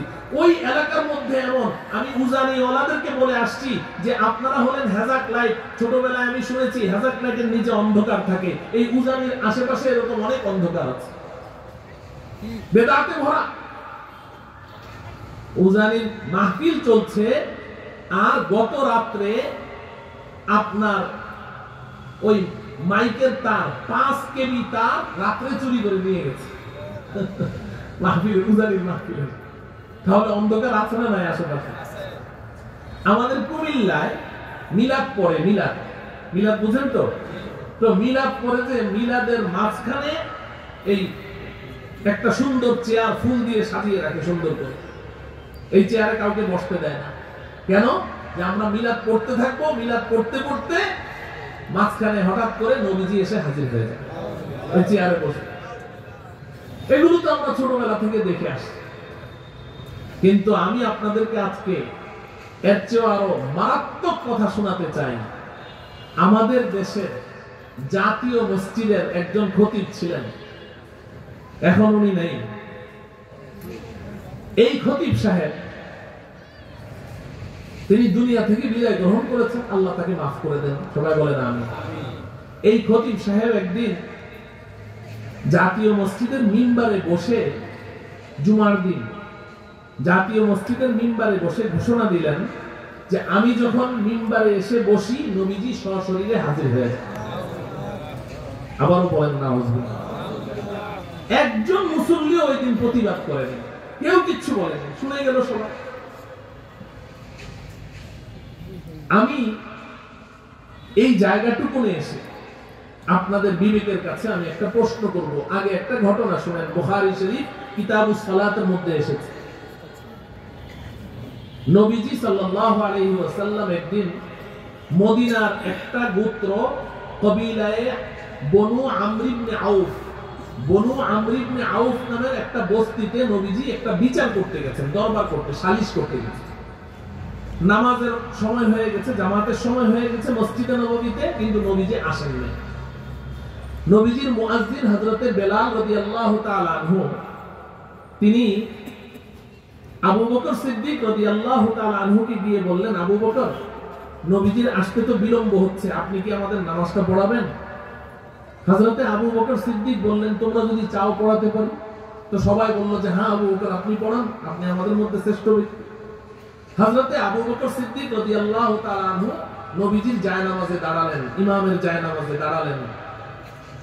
তিনি নামাজ শুরু করে দিলেন, সাহাবায়ে কেরাম পেছনে। নামাজ শুরু হয়ে গেছে। হযরতে আবু বকর সূরা ফাতিহা, বুখারী শরীফে এই অংশটুকু নাই যেটা আমি এখন বলছি, পরে আবার বলবেন যে হুজুর ভুল বললো। আজকাল তো ইউটিউব ঘাটে সবাই, মাশাআল্লাহ, মুফতি ইউটিউব সবার পকেটে পকেটে। তো এখন এই অংশটুকু অন্য রিওয়ায়াতে এসেছে যে সূরা ফাতিহার কয়েকটা আয়াতও তিনি তেলাওয়াত করে ফেলেছেন। এর মধ্যেই নবীজি এসে মসজিদে নববীতে ঢুকলেন। তো নবীজি যখন মসজিদে ঢুকলেন, এখন সাহাবায়ে কেরামের তো ইতিপূর্বে এই ধরনের আর কোনো এক্সপেরিয়েন্স নাই যে নবীজির উপস্থিতিতে অন্য কেউ নামাজ পড়ায়, এটা তো ওনারা জানেনই না। নবীজি তো সবসময় নামাজ পড়ায়। তো যখন নবীজি মসজিদে নববীতে ঢুকে গেলেন, সাহাবায়ে কেরাম তো বুঝে ফেললেন নবীজি এসেছেন। এখন তারা বিব্রত বোধ করছেন যে এখন কি হবে। তো সাহাবায়ে কেরাম প্রত্যেকেই এই নিজের হাতের, এই যে আমার দিকে তাকান, হাতের পিঠের মধ্যে এইভাবে তাসফিক বলে, এটাকে কি বলে? তাসফিক। এইভাবে থাপ্পড়। এখন সব মুসল্লি যদি একসাথে এরকম থাপ্পড় দেওয়া শুরু করে, আওয়াজটা কি পরিমাণ হবে? আবু বকর সিদ্দিক রাদিয়াল্লাহু তাআলা আনহু বুঝে ফেললেন সাহাবাদের কথার উদ্দেশ্য। সাহাবারা এই আওয়াজ করে বুঝাতে চাইলেন যে আবু বকর, নবীজি এসে গেছে, এখন আপনি কি করবেন আপনি বুঝান, আমরা জানি। হযরতে আবু বকর সিদ্দিক রাদিয়াল্লাহু তাআলা আনহু তিনি যখন টের পেলেন যে নবীজি পিছনে এসে গেছেন, তো আবু বকর সিদ্দিক রাদিয়াল্লাহু তাআলা আনহু হাত উঁচু করে আস্তে করে পিছনে চলে আসছেন। এদিকে তাকান, আমার দিকে তাকান, কথাটা বুঝুন, কথাটা বুঝতে চেষ্টা করেন, আপনাদের জন্য খুব দরকার কথাটা। তো হযরতে আবু বকর পিছনে চলে আসছেন। নবীজি সাল্লাল্লাহু আলাইহি ওয়াসাল্লাম পিছন থেকে বললেন, আবু বকর, পিছনে আসার দরকার নেই, আপনি নামাজ পড়ান, আমি পিছনে আছি, আমি আপনার পিছনে ইক্তেদা করছি, আপনি নামাজ পড়ান। আবু বকর সিদ্দিক রাদিয়াল্লাহু তাআলা আনহু শুনলেন না, নবীজির কথা শুনলেন না, পেছনে চলে আসলেন। নবীজি বাধ্য হয়ে সামনে গিয়ে বাকি নামাজটুকু পড়ালেন। নামাজের পরে আবু বকরকে ধরলেন, আবু বকর, ব্যাপারটা কি? মা মানাআকা আন তাসকুতা ইয আমারতু, আমি বললাম আপনি জায়গায় থাকেন, পিছনে আসলেন কেন? হযরতে আবু বকর সিদ্দিক রাদিয়াল্লাহু তাআলা আনহু যে জবাবটা দিয়েছেন, আমি ওই জবাবটা আপনাদেরকে শোনাতে চাই। এর আগে মাথায় শুধু রাখেন যে আবু বকরটা কে, আবু বকরের মাকাম কোথায়, আবু বকরের মর্যাদা, ওটা যদি বলতে যাওয়া হয় তাহলে ঘন্টা পার হয়ে যাবে। যদি এক কথায় আমি বলি, বেলা মুবালাগা, কোনো বাড়াবাড়ি ছাড়া, যে আল্লাহর পরে আমাদের রাসূলের স্থান, আমাদের রাসূলের পরে আবু বকরের স্থান, কোনো সন্দেহ আছে? আবু বকর তো ওই শখসিয়ত, ওই ব্যক্তি যার সম্পর্কে নবীজি বলেছেন, মা আলকাল্লাহু ফি সাদরি আলকাইতুহু ফি সাদরি আবী বকর। আল্লাহ রাব্বুল আলামিন 23 বছরের নবুয়তের জিন্দেগিতে আমার কলবের মধ্যে যা কিছু ঢেলেছেন আমি সব আমার আবু বকরের কলবে ঢেলে দিয়েছি। সেই আবু বকর যখন নবীজি বললেন ব্যাপার কি, আমি বললাম নামাজ পড়াতে, আপনি পড়ালেন না কেন, পেছনে কেন আসলেন? আবু বকর জবাব দিচ্ছেন, মালি ইবনি আবি কুহাফা আইয়া উম্মা রাসূলুল্লাহ সাল্লাল্লাহু আলাইহি ওয়াসাল্লাম। ও আল্লাহর রাসূল, আপনি হুকুম করলে কি হবে? আবু কুহাফার পুত্র আবু বকরের এত বড় স্পর্ধা হয় নাই, আবু কুহাফার পুত্র আবু বকর এত বড় বেয়াদব হয় নাই যে রাসূলের সামনে ইমামতি করবে। আমার প্রিয় ভাইরা, এই জায়গাটুকু এসে আমি আপনাদের সামনে বলতে চাই, ওই খতিব সাহেব যখন ঘোষণা দিলেন যে জুমার সময় মিম্বারে আমি বসা মাত্র নবীজি সশরীরে উপস্থিত হয়ে যায়, আমি ওই ইমাম সাহেবকে প্রশ্ন করতে চাই, তার মাধ্যমে ওই মুসল্লিদেরকে আমি বলতে চাই যে নবীজির উপস্থিতিতে আবু বকরের ইমামতি যদি বেয়াদবি হয়, তাহলে আপনার খতিব যখন উপস্থিত হলো, নবীজি উপস্থিত হয়ে গেছে, তাহলে এখন ইমামতি নবীজিকে করতে না দিয়ে আপনার খতিব কেন ইমামতি করলো? নবীজিকে কেন জাতীয় মসজিদে ইমামতি করতে দিল না? খতিব কেন এত বড় বেয়াদব সাজলো? নাকি আপনারা পত্রিকায় পড়েছেন যে আজকে জাতীয় মসজিদে আমাদের নবীজি জুমার নামাজ পড়িয়েছে, এমন পত্রিকায় পড়েছেন নাকি? তাহলে কত বড় বাড়াবাড়ি এবং কত বড় গাঁজাখুরি কথা! আমার কথা বুঝে আসে? মুহতারাম হাজিরিন, এগুলোকে বলে বাড়াবাড়ি। যেই মানুষগুলো এই কথা বিশ্বাস করে যে আল্লাহ যেমন সর্বত্র বিরাজমান, আমার রাসূলও সর্বত্র বিরাজমান, এদের আরেকটা বাড়াবাড়ি হলো বলে আল্লাহ যেমন আলিমুল গায়ব, আমার রাসূলও আলিমুল গায়ব। নাউজুবিল্লাহ বলেন। নবীজি আলিমুল গায়ব ছিলেন? এই প্রত্যেকটা কথাকে এখন দালিলিক ভাবে বুঝাতে গেলে অনেক লম্বা সময়ের দরকার। আমার মাথায় কেউ হাতুড়ি দিয়ে পিটাচ্ছে, কথা বলতে কষ্ট হচ্ছে। আমি শুধু বিষয়টা আপনাদেরকে বোঝানোর জন্য বলছি। আমাদের নবীজি আলিমুল গায়ব ছিলেন? আল্লাহ। আবার নবীজি যদি আলিমুল গায়ব হতেন, ও ভাই আপনারা তো অনেকেই পড়েছেন, সহিহ বুখারীর মধ্যে আছে, আমাদের আম্মা জান হযরত আয়েশা রাদিয়াল্লাহু তাআলা আনহার চরিত্র নিয়ে মুনাফিকরা কথা বলেছিল না? তার চরিত্রের উপরে আঘাত করে নাই? অপবাদ দেয় নাই? মুনাফিকরা অপবাদ দিয়েছে, আম্মা জান হযরত আয়েশার চরিত্র নিয়ে কথা বলছে, নবীজি সাল্লাল্লাহু আলাইহি সাল্লাম কোনো প্রতিবাদ করছেন না, চুপ, খামোশ। হযরত আয়েশা বলেন, আমি অসুস্থ, অন্য সময় অসুস্থ হলে নবীজি আমাকে যেভাবে আদর করেন, এখন আমার সাথে ওরকম আচরণ নাই। ঘরে এসে শুধু সালাম দিয়ে বলেন কাইফা তিকি, কেমন আছো, বলে চলে যায়। হযরত আয়েশা তো জানেও না যে ওনার ব্যাপারে মুনাফিকরা কি চর্চা করছে। দীর্ঘ 1 মাস মুনাফিকরা এটা নিয়ে খুব চাউর করছে হযরত আয়েশার উপরে, তার চরিত্র নিয়ে মিথ্যা অপবাদ দিয়ে। হযরত আয়েশা কিচ্ছু জানেন না। একদিন হঠাৎ কোন একটা ঘটনাকে কেন্দ্র করে উম্মে মিস্তাহ রাদিয়াল্লাহু তাআলা আনহা বললেন, আয়েশা তুই জানিস না তোকে নিয়ে মদিনায় কি চলছে? হযরত আয়েশা যখন শুনলেন এই ঘটনা, তখন তিনি একদম মারাত্মকভাবে অসুস্থ হয়ে পড়লেন। আচ্ছা, এই বুঝি অবস্থা, এই কারণে নবীজি আমার সাথে আচরণ করছেন? তিনি নবীজির কাছে অনুমতি চাইলেন, আমি আমার বাপের বাড়িতে যেতে চাই। নবীজি বললেন যাও। গিয়ে আবু বকর সিদ্দিক বসা, উম্মে রুমান হযরত আয়েশার আম্মাজান বসা, বললেন আব্বা আমাকে নিয়ে মদিনায় এই সমস্ত কি আলোচনা চলছে? আম্মা আমার ব্যাপারে কি আলোচনা চলছে এসব? আপনারা কিছু বলেন না কেন নবীজিকে? এই যখন অবস্থা, ঠিক এই মুহূর্তে নবীজি এসে ঘরে ঢুকলেন, আবু বকর সিদ্দিক রাদিয়াল্লাহু তাআলা আনহুর ঘরে ঢুকলেন। হযরত আয়েশা নবীজিকে দেখে সালাম দিয়ে চুপচাপ বসে আছেন। নবীজি তখন হযরত আয়েশাকে লক্ষ্য করে বলছেন, আয়েশা ফাইন কুনতি বারিআতান ফাসায়ুবারিউকিল্লাহ, তুমি যদি সত্যিকারই পবিত্র হও তো আল্লাহ পাক তোমার পবিত্রতা ঘোষণা করে দিবেন।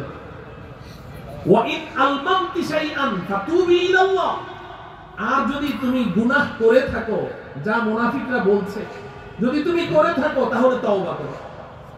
আচ্ছা বলুন তো দেখি, নবীজির এই কথা থেকে কি বুঝলেন? নবীজি আলিমুল গায়ব ছিলেন? হ্যাঁ? হযরতে আয়েশা পবিত্র আছেন নাকি এই দোষের সাথে জড়িয়ে গেছেন নবীজি কি জানতেন?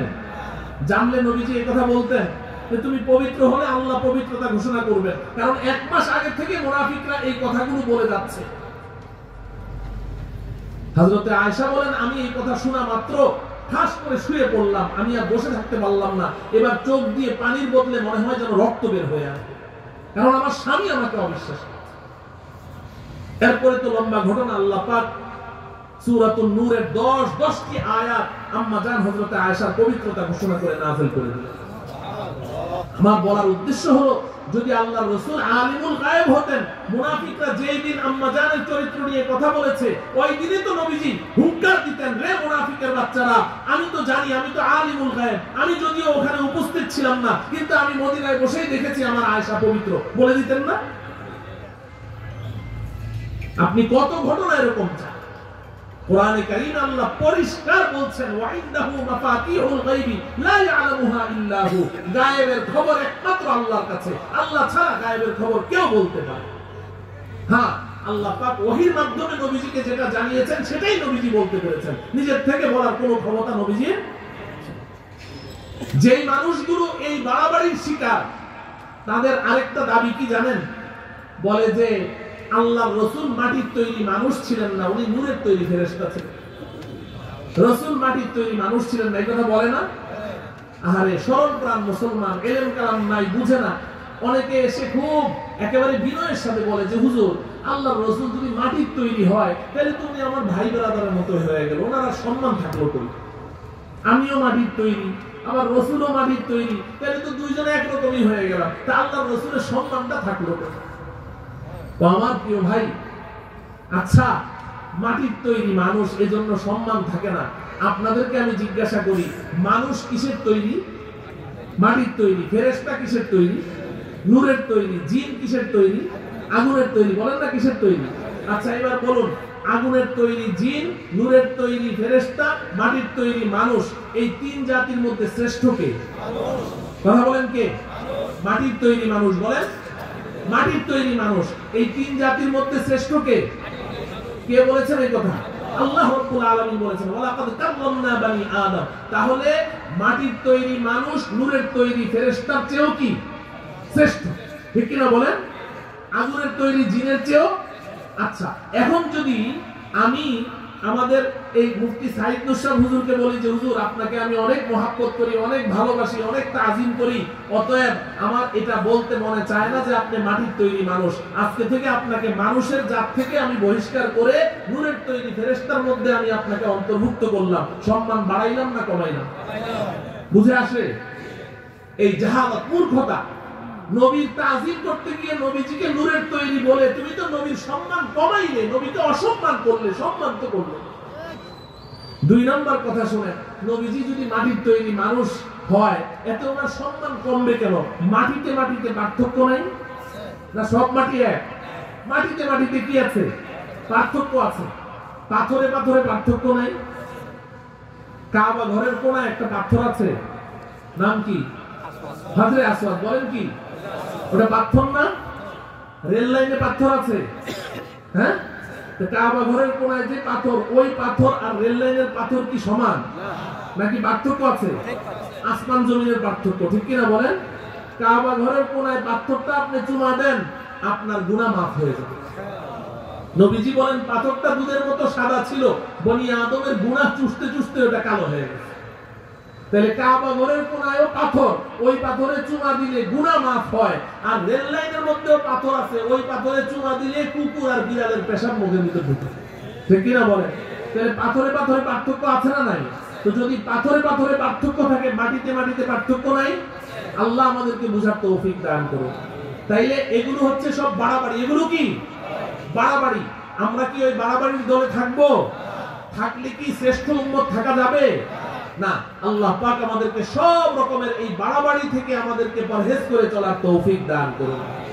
আমি সময় থাকলে আরো কতগুলো দৃষ্টান্ত পেশ করতাম। আমাদের দেশে যত বেদাতি পীর আছে, ভণ্ড পীর আছে, যত বাগ আছে, বাগ বুঝেন তো? দেওয়ান বাগ, রাজার বাগ, কুতুব বাগ আছে না নাই? যত বাগ আছে, যত পাড়া আছে, যত রশি আছে, না যত স্বর আছে, এগুলা সব হচ্ছে বাড়াবাড়ির শিকার। আল্লাহ আমাদেরকে বুঝার তৌফিক দান করেন। আর আরেকটা হলো ছাড়াছাড়ি। আরেকটা কি? এই ছাড়াছাড়ি সম্পর্কে আমি যথেষ্ট পরিমাণ বলেছি, শুধু আজকে ইশারা দিয়ে যাচ্ছি।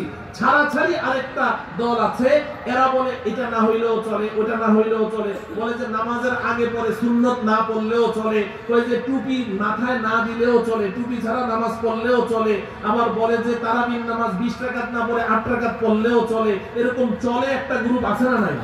আমি এদের নাম দিয়েছি অল রাইট গ্রুপ। এদের নাম কি? All right group. আমার নারীরা পর্দা করতে চেহারা না ঢাকলেও চলে, সব হইলো চলে আর চলে, চলে আর চলে। বলে যে 8 রাকাত পড়লেও চলে। কিছুদিন আগে তাদের এক শায়েখ ফতোয়া দিয়েছে 4 রাকাত পড়লেও চলবে, তারাবির নামাজ 4 রাকাত পড়লেও চলবে। আপনারা আর কিছুদিন অপেক্ষা করেন, আপডেট আসবে যে না পড়লেও চলে। আমি ওই দিনের অপেক্ষায় আছি, খুব দ্রুত চলে আসবে। এই যে চলে চলে চলে চলে যে একটা গ্রুপ আছে না, এই গ্রুপটা হলো ছাড়াছাড়ির শিকার। এরা কিসের শিকার? আমার কথা বুঝেন? হ্যাঁ, ছাড়াছাড়ির শিকার। এরা নিজেদেরকে আহলে হাদিস বলে পরিচয় দেয়। কি বলে পরিচয় দেয়? আহলে হাদিস। আসলে এরা আহলে হাদিস না। আহলে হাদিস তো মুহাদ্দিসিন কেরাম ছিলেন, ইমাম বুখারী, ইমাম মুসলিম, ইমাম তিরমিজি, যারা নাকি লক্ষ লক্ষ হাদিসের হাফেজ ছিলেন, ওদেরকে আহলে হাদিস বলা হতো। ওই নামটা তারা চুরি করেছে মানুষকে ধোঁকা দেওয়ার জন্য। কথা বুঝেন? এটা হলো ছাড়াছাড়ির শিকার। এদের দাবি কি? খুব সংক্ষেপে বলছি। এদের দাবি হলো যে আমরা রাসূল মানি, সাহাবী মানি না। এরা রাসূল মানে কিন্তু কি মানে না? সাহাবী মানে না। নবীজি সাল্লাল্লাহু আলাইহি সাল্লাম কি শুধু রাসূলকে মানতে বলেছেন না সাহাবাদেরকে মানতে বলেছেন? সাহাবাদেরকে মানতে বলেছেন। ফাআলাইকুম বিসুন্নতি ওয়া সুন্নাতিল খুলাফাইর রাশিদিন আল মাহদিয়্যিন আদু আলাইহা বিন নওয়াজিজ। নবীজি বলেন, আমার মৃত্যুর পরে যখন আমি চলে যাব, তো তোমরা অনেক ইখতিলাফ, মতভেদ দেখতে পাবে। ওই সময় কি করবে? তোমরা আমার সুন্নাহ এবং আমার সাহাবায়ে কেরামের সুন্নাহকে মারির দাঁত দিয়ে আঁকড়ে ধরে থাকবে। ফাআলাইকুম বিসুন্নতি ওয়া সুন্নাতিল খুলাফাইর রাশিদিন আল মাহদিয়্যিন। হেদায়েত প্রাপ্ত খুলাফায়ে রাশিদিনের সুন্নাহকে আঁকড়ে ধরবে। নবীজি বলছেন। আজকে দুঃখজনক, আমি নিজের কানে শুনেছি, মুসল্লি ইমামকে জিজ্ঞাসা করছে, শায়েখ আশেপাশের মসজিদগুলোতে 20 রাকাত তারাবি হয়, আমরা যে 8 রাকাত পড়ি, আরে রাখো 20 রাকাত, এটা ওমরের বেদাত। নাউজুবিল্লাহ বলবেন না? ওমরের বেদাত। এটা বলে ওমর বেদাতি ছিলেন? ওমর বেদাতি ছিলেন? বেদাত তো কবিরা গুনাহ। বেদাত কি? কবিরা গুনাহ। ওমরকে বেদাতি বলে গালি দিচ্ছে এরা। যে ওমর সম্পর্কে নবীজি বললেন, লাউ কানা বাদি নবিয়্যুন লাকানা ওমর, আল্লাহ যদি আমার পরে পৃথিবীতে কোনো নবী পাঠাতেন তাহলে ওমরকে নবী বানিয়ে পাঠাতেন। আর সেই ওমরকে বেদাতি বলে গালি দিচ্ছে। প্রশ্ন করে, শায়েখ সব মসজিদে জুমার সময় 2 আযান হয়, আমাদের এখানে যে আযান একটা হয়, আরে জুমার দ্বিতীয় আযান এটা ওসমানের বেদাত। একদম এই শব্দে ওসমান রাদিয়াল্লাহু বলে না, ওসমানের বেদাত, মানে যেন ওর ভাতিজা লাগে। কত বড় বেয়াদব! ওসমান বেদাতি ছিলেন। নবীজি বলছেন, আমার সাহাবারা যেটা করবে ওটাও সুন্নাত। ফাআলাইকুম বিসুন্নতি ওয়া সুন্নাতিল খুলাফাইর রাশিদিন। আমার সুন্নতকে যেমন তোমরা মানবে, আমার সাহাবা, আমার খুলাফায়ে রাশিদিনের সুন্নতকেও মানবে। হযরতে ওমর খুলাফায়ে রাশিদিনের একজন না? হযরতে ওসমান খুলাফায়ে রাশিদিনের একজন না?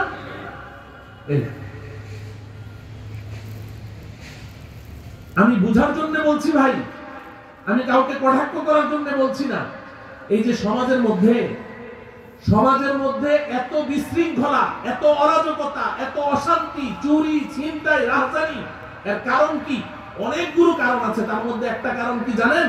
একটা কারণ হলো তারা কোরআন এবং হাদিসের অপব্যাখ্যা করে, বিকৃত করে সমাজে এখন জারজ সন্তান জন্ম দিচ্ছে। আমি খুব কঠিন কথা বলে ফেললাম আপনাদের সামনে। যারা সন্তান জন্ম দিচ্ছে, তারা ফতোয়া দিয়েছে, কোন স্বামী যদি তার স্ত্রীকে এক বৈঠকে 3 তালাক দেয়, তাহলে 3 তালাক হয় না, 1 তালাক হয়। ফতোয়া দিয়ে দিয়েছে। যার কারণে আমাদের সমাজে এখন অনেকে এরকম তালাক দিচ্ছে, 3 তালাক দিয়ে আবার ঘর সংসার করছে। অথচ এই উম্মতের ঐক্যমতে সাব্যস্ত, মানা না মানা আপনাদের ব্যাপার, আমার বলার দায়িত্ব আমি বলে যাই। এই উম্মতের ঐক্যমতে সাব্যস্ত, সাহাবায়ে কেরামের ঐক্যমতে সাব্যস্ত, কোন স্বামী যদি তার স্ত্রীকে 3 তালাক দেয়, একসাথেও দেয়, 3 তালাক হয়ে যাবে। আর 3 তালাক হয়ে যাওয়ার পরে ওই স্বামী স্ত্রীর মধ্যে কোন রকমের কোন সম্পর্ক থাকবে না। তারা যদি এরপরে ঘর করে যতবার তাদের মধ্যে মেলামেশা হবে, জেনা হবে, যত সন্তান জন্ম নেবে সব জারজ সন্তান জন্ম নেবে। এটা উম্মতের ঐক্যমতে সাব্যস্ত মাসআলা। মুফতি সাহেবকে পাশে রেখে আমি বললাম, এই ফতোয়া তারা দিচ্ছে। এজন্য সমাজের একজন জেনারেল শিক্ষিত, অর্ধ শিক্ষিত কিংবা অশিক্ষিত একজন সাধারণ মুসলমান মাথা গরম হয়েছে, বিবিকে তালাক দিয়ে দিয়েছে। এখন আমার কাছে যখন আসে, 3 তালাক দিয়েছো, এখন তো চূড়ান্ত পর্যায়ে বিচ্ছেদ হয়ে গেছে, বৈবাহিক জীবনের চূড়ান্ত পর্যায়ে বিচ্ছেদ হয়ে গেছে, এখন একটা জোড়া লাগানোর কোনো সুযোগ নাই, দুইজন দুই দিকে হাঁটো, আবার নতুন করে সংসার সাজাও। এটাই শরীয়তের বিধান। এখানে যখন ফতোয়াটা মন মতো হলো না, তো আবার ঘুরতে থাকে। আর আমার ওই ভাইয়েরা, ওই লামাযহাবী ভাইয়েরা এই মানুষগুলোকে এই খোঁজে যে কারা কারা এই পেরেশানির মধ্যে আছে, দেখে বলবে আরে আয় আমার কাছে সমাধান আছে। কে বলেছে 3 তালাক হয়েছে, তালাক হয়েছে একটা, যা আবার সংসার কর। নাউজুবিল্লাহ বলে। এই উপকার, এই খেদমত করছে আপনাদের, তাহলে এই সমাজে শান্তি আসবে কোত্থেকে? আমি কুড়িগ্রামে গিয়েছি, তো বয়ানের মাঝখানে আমার কাছে একটা ছোট চিরকুট এসেছে, হুজুর 3 তালাকে কয় তালাক? আমি কি 3 তালাকে 3 তালাক? কয় না 1 তালাক। বলে কি 1 তালাক? আমি বললাম আপনাদেরকে কে বলেছে? আমাদের শায়েখ। তো কোথায় আপনাদের শায়েখ? শায়েখকে ডাকেন, আপনাদের সামনে একটু শায়েখের সাথে কথা বলি। কোথায় পেল 3 তালাক দিলে 1 তালাক? কয় যে শায়েখ তো এখানে নেই। কোথায় আছে? কয় উনি হোটেল ব্যবসায়ী, হোটেলে আছে। মানে ওই যে কিছুদিন মিডল ইস্টে চাকরি করে এসছে, ওখান থেকে মুফতি হয়ে চলে আসছে। আমাদের দেশের যে সমস্ত ভাইয়েরা মিডল ইস্টে যায় না, ওখানে চাকরি করে কিছুদিন, চাকরি টাকরি করে দেশে এসে বড় মুফতি। বলে যে তোদের নামাজ হয় না। তো আমি তখন তাদেরকে বললাম যে ঠিক আছে, 3 তালাকে যে 3 তালাক হয় ওটা কোরআন হাদিসের দলিল আমি পরে দিচ্ছি, এর আগে আপনাদেরকে আমি একটা অফার দিচ্ছি। হুজুর কি অফার? বললাম যে আজকে থেকে এই মাহফিলের পরে বাড়িতে গিয়ে সবাই নিজ নিজ বিবিদেরকে রুখসত দিয়ে দিবেন, ছুটি দিবেন, যে আজকে থেকে ঘরে কোনো রান্না বান্না হবে না, চুলায় আগুন জ্বলবে না। হুজুর আমরা খাবো কি? আমি বললাম ওই ব্যবস্থাটাই আমি করে রেখে যাচ্ছি, শুনেন আপনারা সবাই ওই শায়েখের হোটেলে গিয়ে খাবেন। বলে যে হুজুর হোটেলে খেলে তো অনেক পয়সা লাগে, এত পয়সা আমরা পাবো কোথায়? আমি বললাম যে আমি তো অফার দিয়ে যাচ্ছি, পয়সা অর্ধেক লাগবে, ঘরে পাকানোর যা হবে তার চেয়ে অর্ধেক লাগবে। বলে যে হুজুর কিভাবে? আপনারা শায়েখের হোটেলে গিয়ে প্রত্যেকেই পেট ভরে 3 প্লেট খাবেন, 1 প্লেটের বিল দিবেন। যদি বলে যে কি ব্যাপার খাইলি 3 প্লেট বিল দেশ, 1 প্লেটের ব্যাপারটা কি? বলবেন যে 3 তালাকে 1 তালাক হইলে 3 প্লেটে 1 প্লেটের বিল। মুহতারাম হাজিরিন, এটা একটু রহস্য করলাম আপনাদের সাথে। ওই জামালপুর আপনার শেখ আব্দুর রহমান ওনার এলাকায়, ওখানে আশেপাশে এইসব লামাযহাবীদের মসজিদ, তো কিছু কলেজের ইউনিভার্সিটির ছাত্ররা সাহস করে ওখানে একটা মাহফিল দিয়েছে, হানাফিদেরকে মাহফিল করতে দেয় না। তা আমি ওখানে গিয়েছি, আল্লাহ যা করে করবে, হায়াত মওতের মালিক তো আল্লাহ। তো ওখানে আমি 2.5 ঘন্টা বয়ান করলাম, ওনাদেরকে ডাকলাম যে আমি আজকে যা আলোচনা করব, যদি আমি কোনো জাল হাদিস বলি, জয়ীফ হাদিস বলি, আমাকে এখানেই অ্যাটাক করবেন, স্টেজে ধরবেন সবার সামনে। আমি কিতাব নিয়ে গিয়েছি, আর যদি স্টেজে আমাকে না ধরেন, কালকে যদি বলেন যে জাল হাদিস বলে গেছে, তাইলে কিন্তু আপনারা মুনাফিক সাব্যস্ত হবেন। তো কেউ আসে নাই। পরের দিন আমাকে একজনে ফোন করেছে, ফোন করে বলে যে হুজুর সূরা ফাতিহা ছাড়া নামাজ হয়? আমি বললাম যে না, সূরা ফাতিহা ছাড়া নামাজ হয় না। কয় তাইলে যে আপনারা জানাজার নামাজ পড়েন, সূরা ফাতিহা ছাড়া আপনাদের নামাজ হয়? তো আমি সাথে সাথে বললাম রুকু সেজদা ছাড়া নামাজ হয়? কয় না। তো আমি বললাম তোমরা যে জানাজার নামাজ রুকু সেজদা ছাড়া পড়ো, তোমাদেরও জানাজার নামাজ হয়? তো সাথে সাথে ফোন কেটে দিয়েছে। মুহতারাম হাজিরিন, বলার উদ্দেশ্য হলো এই বিভ্রান্তির মধ্যে পড়া যাবে না। এটা হলো ছাড়াছাড়ির দল। আমি এখন কত বলবো আপনাদেরকে, এটা হলো আহলে হাদিস। আহলে হাদিস দাবিদার, তারা বলে আমরা রাসূল মানি, সাহাবী মানি না। তারা কি মানে না? সাহাবী মানে না। এজন্য সাহাবায়ে কেরামের এই মাসআলাগুলো একেবারে ঐক্যমতে সাব্যস্ত মাসআলা তারা মানে না। তারা বলে আমরা রাসূল মানি। তো তার মানে হচ্ছে সাহাবায়ে কেরামের চেয়ে তোমরা রাসূলের হাদিস বেশি বুঝেছো।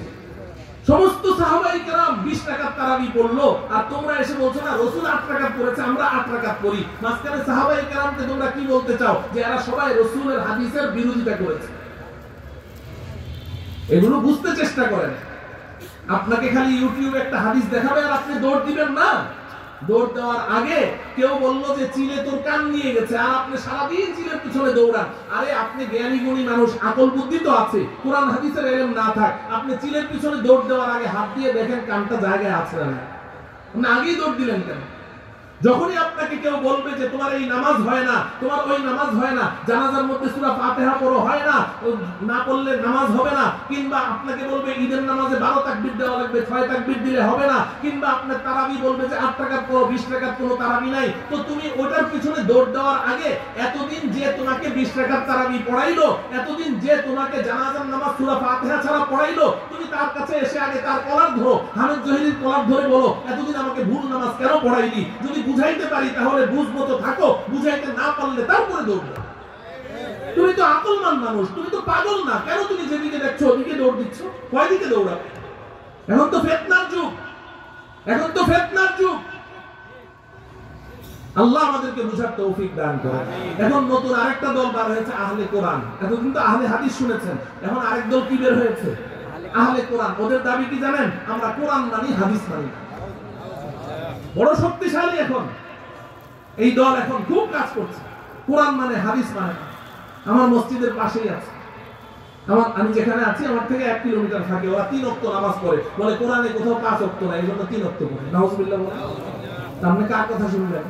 আহলে হাদিস, হাদিসের চেয়ে তো কোরআনের সম্মান বেশি, তো আপনি আহলে হাদিস হবেন কেন? আহলে কোরআন হয়ে যাবেন, আহলে কোরআন হয়ে যাবেন। আল্লাহ আমাদেরকে বুঝার তৌফিক দান করেন। তাহলে বাড়াবাড়ির দলেও থাকবো না, ছাড়াছাড়ির দলেও থাকবো না, আমরা মধ্যম পন্থা অবলম্বনকারী ভারসাম্যপূর্ণ উম্মত হিসেবে থাকবো। কথাটা বুঝে আসছে তো আমাদের? আমরা এই দলে থাকবো তো ইনশাআল্লাহ। এখন এই ভারসাম্যপূর্ণ মধ্যম পন্থা অবলম্বনকারী উম্মত কারা? বর্তমান সময়ে আমি আজকে আল্লাহকে হাজির নাজির জেনে আল্লাহ পাক আমাকে কোরআন ও সুন্নাহর যতটুকু ইলম দিয়েছেন, আমি আমানতদারিতার সাথে, দায়িত্বশীলতার সাথে আমি আপনাদেরকে বলতে চাই যে আজকে এই যে মানিকগঞ্জ জেলা ইমাম পরিষদের যে উলামায়ে কেরামকে দেখতে পাচ্ছেন, এরাই হচ্ছে মধ্যম পন্থা অবলম্বনকারী ভারসাম্যপূর্ণ। অতএব এদেরকে অনুসরণ করেন, ইনশাআল্লাহ ইনশাআল্লাহ বাড়াবাড়ি আর ছাড়াছাড়ি থেকে বেঁচে থাকতে পারবেন। আল্লাহ রাব্বুল আলামিন আমার এই বিক্ষিপ্ত কথাগুলোর উপর আমাকে এবং গোটা উম্মাহকে এগুলোর উপর আমল করার তৌফিক দান করুন। এই কথাগুলো চিন্তা ভাবনা করে আমাদের ভবিষ্যৎ কর্মপন্থা নির্ধারণ করার তৌফিক দান করুন। ওয়া সাল্লাল্লাহু তাআলা আলা সাইয়্যিদিনা মুহাম্মদ ওয়া আলা আলিহি ওয়া আসহাবিহি আজমাইন। আসসালামু আলাইকুম ওয়া রাহমাতুল্লাহি ওয়া বারাকাতুহু।